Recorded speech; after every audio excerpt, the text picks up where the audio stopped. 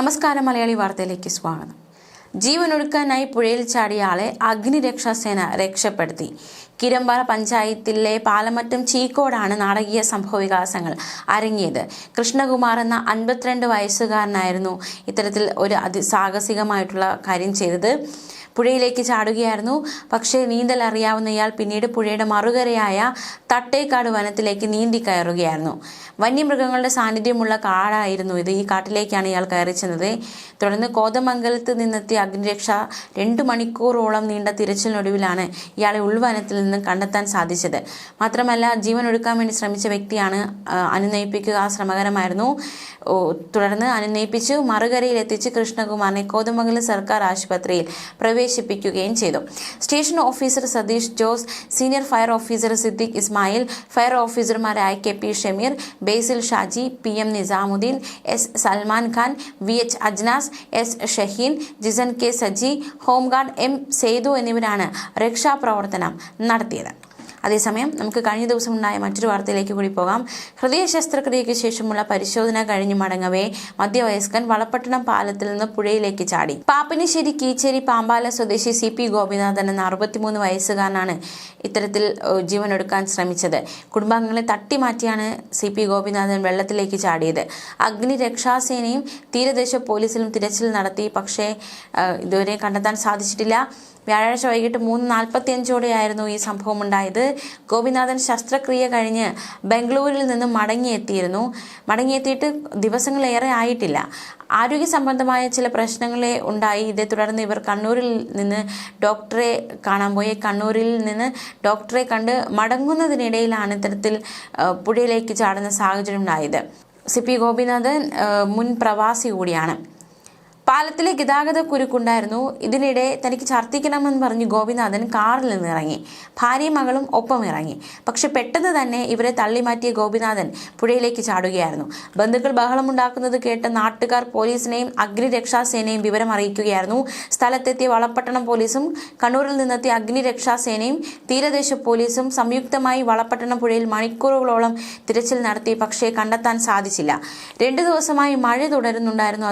അതുകൊണ്ട് തന്നെ പുഴയിൽ വെള്ളം കയറി. ഇത് തിരച്ചിലിനെ സാരമായി തന്നെ ബാധിക്കുകയും ചെയ്തു. ഇനി നമ്മൾ മറ്റൊരു വാർത്തയിലേക്ക് കൂടി പോവുകയാണ്. ഷാർജയിലെ ഫ്ളാറ്റിൽ തൂങ്ങി മരിച്ച നിലയിൽ കണ്ടെത്തിയ തേവലക്കര സ്വദേശിനി അതുല്യയുടെ മരണത്തിൽ വളരെ നിർണായകമായ വിവരങ്ങൾ കഴിഞ്ഞ ദിവസം പുറത്തു വന്നിരുന്നു. ഇതൊരു കൊലപാതകമോ അല്ലെങ്കിൽ ആത്മഹത്യയോ ആകാം എന്ന തരത്തിലാണ് ഇപ്പോൾ വെളിപ്പെടുത്തലുകൾ പുറത്തു വരുന്നത്. നേരത്തെ തന്നെ അതുല്യയുടെ കുടുംബം ഉറപ്പിച്ചു പറഞ്ഞിരുന്നു അതുല്യ ഒരിക്കലും ആത്മഹത്യ ചെയ്യില്ല എന്നത്. കാരണം അവസാനം കാണുന്നതുവരെ സന്തോഷവതിയായിരുന്നു.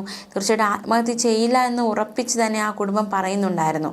എന്തായാലും പുതിയ വെളിപ്പെടുത്തലുകൾ അത്തരത്തിൽ ഇതൊരു കൊലപാതക സാധ്യതയാണെന്ന തരത്തിലുള്ള വെളിപ്പെടുത്തലുകളാണ് പുറത്തു വരുന്നത്. അതുല്യയുടെ ശരീരത്തിൽ 46 മുറിവുകൾ ഉണ്ടായിരുന്നുവെന്ന് പാരിപ്പള്ളി മെഡിക്കൽ കോളേജ് ആശുപത്രിയിൽ നടത്തിയ റീപോസ്റ്റ്മോർട്ടം റിപ്പോർട്ടിൽ വ്യക്തമായിരിക്കുകയാണ്. മുറിവുകൾ പലതും മരിക്കുന്നതിന് മണിക്കൂറുകൾ മുൻപ് മുതൽ ഒരാഴ്ച വരെ മാത്രം പഴക്കമുള്ളതാണ്. കഴുത്ത് ഞെരിഞ്ഞാണ് അതുല്യയുടെ മരണം. ആത്മഹത്യയോ കൊലപാതകമോ ആകാം. ദുബായിൽ നടന്ന അതുല്യയുടെ പോസ്റ്റ്മോർട്ടത്തിൽ തൂങ്ങി മരണമെന്നായിരുന്നു രേഖപ്പെടുത്തിയിരുന്നത്. പാരിപ്പള്ളി മെഡിക്കൽ കോളേജിലെ റീപോസ്റ്റ്മോർട്ടത്തിൽ കഴുത്ത് ഞെരിച്ച് മരിച്ചുവെന്ന കണ്ടെത്തൽ അതുല്യയുടെ മരണം കൊലപാതകമാണെന്ന കുടുംബത്തിന്റെ ആരോപണം ബലപ്പെടുത്തുകയാണ്. എങ്കിലും മരണം ആത്മഹത്യയാണ് എന്നാണ് ക്രൈംബ്രാഞ്ചിന്റെ പ്രാഥമിക നിഗമനം. ദുബായിലെ പോസ്റ്റ്മോർട്ടം റിപ്പോർട്ടോ വിശദമായ വിവരങ്ങളോ കേസ് അന്വേഷിക്കുന്ന ക്രൈംബ്രാഞ്ചിന് കിട്ടിയിട്ടില്ല. UAEയിൽ നിന്ന് കിട്ടിയ മരണ സർട്ടിഫിക്കറ്റിൽ മരണകാരണം തൂങ്ങി മരണമാണെന്ന് രേഖപ്പെടുത്തിയിട്ടുമുണ്ട്.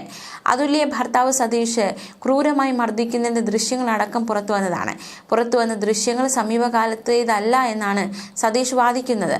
കഴിഞ്ഞ ജൂലൈ 19-നാണ് തേവലക്കര കോയിവിള അതുല്യ ഭവനിൽ അതുല്യയെ ഷാർജയിലെ ഫ്ളാറ്റിൽ തൂങ്ങി മരിച്ച നിലയിൽ കണ്ടെത്തിയത്.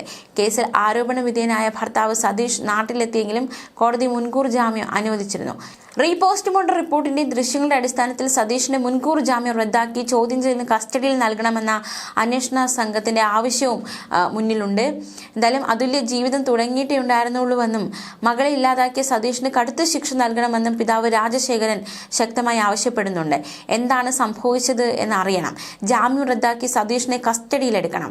ചിരിച്ചു കളിച്ച് ഫോട്ടോ സ്റ്റാറ്റസ് ഇട്ട് അതുല്യ സ്വയം ജീവൻ ഒടുക്കില്ല. അന്ന് മകളുടെ ജന്മദിനമായിരുന്നു. അനിയത്തിയുടെ വീട്ടിൽ നിന്ന് ബിരിയാണി കഴിച്ച് വളരെ സന്തോഷത്തോടെയാണ് അവൾ പോയത്.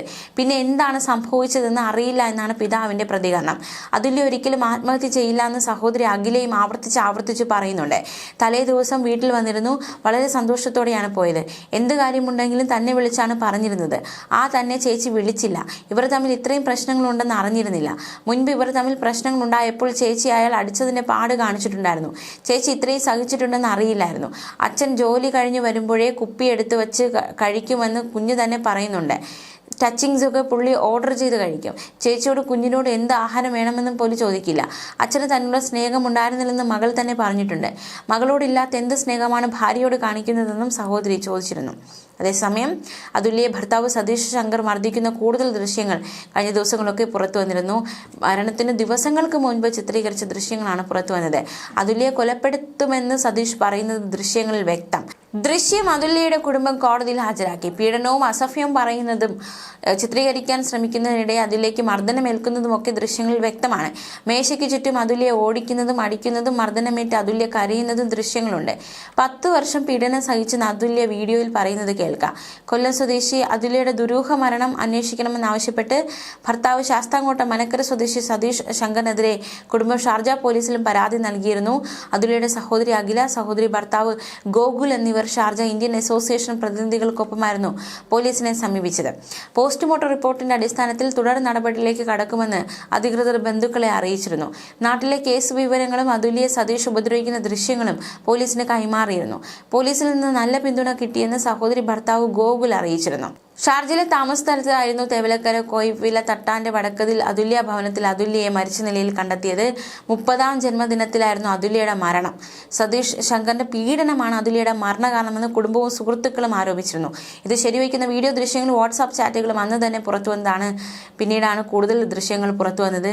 വളരെ ഭയാനകമായ ദൃശ്യങ്ങൾ. ശാരീരിക മാനസിക പീഡനങ്ങളുടെ വിവരം അമ്മയെയും അടുത്ത ബന്ധുക്കളെയും സുഹൃത്തുക്കളെ അതുല്യ ഫോണിൽ വിളിച്ചു പറഞ്ഞിരുന്നു. ഇരുവരുടെയും കുടുംബങ്ങളുമായി അയൽക്കാരുമായി സംസാരിച്ചപ്പോഴും സതീഷിന്റെ സ്വഭാവ വൈകൃതങ്ങളുടെയും സംശയരോഗത്തിന്റെയും മദ്യപാനത്തിന്റെയും പേടിപ്പിക്കുന്ന വിവരങ്ങളാണ് കിട്ടിയിരുന്നത്. ന്യൂസ് ഡെസ്ക് മലയാളി വാർത്ത.